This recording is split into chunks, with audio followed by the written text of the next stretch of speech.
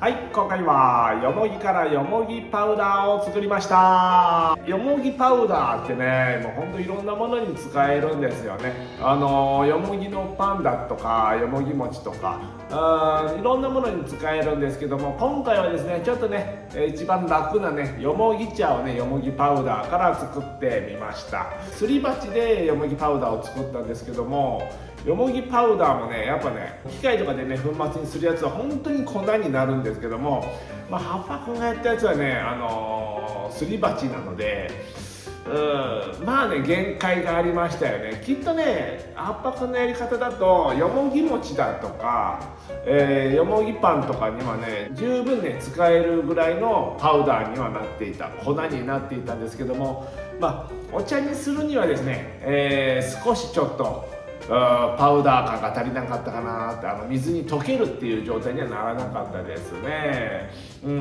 なのでこう分離してますね。水の部分と葉っぱの部分が分離している状態です。ただねしっかりね緑色にね水は色をついていて、すごくねお茶感はありますね。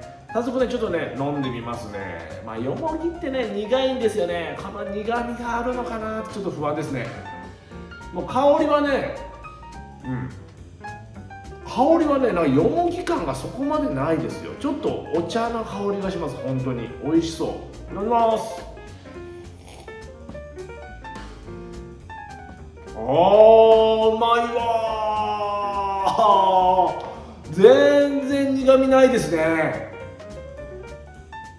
全然苦みなくて野草茶の味なんですけども、野草茶ってちょっと草っぽい味なんですけども、しっかりね後味がねよもぎがふわっと香ってくる。そんな強くよもぎ返ってこないんですよね。ふわっと返ってくる。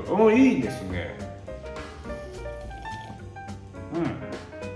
でこの粉感ね全くね、下に沈殿してるんで全く気にならないですね。そのよもぎの葉っぱが口に入ってとかいうのはあんまないですよ。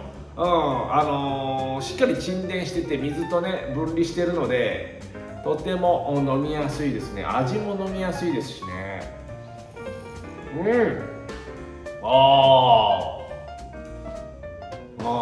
ほっとしますね。これはいいわ。これお客さん用のお茶ですね。これはね、これ冷やしても美味しいと思いますので、ぜひ皆さんね試してみてください。ということで今日はこの辺で終わりたいと思います。このチャンネル面白かったなーっていう人はぜひチャンネル登録、評価ボタン、コメントの方よろしくお願いします。それではまた、バイバーイ。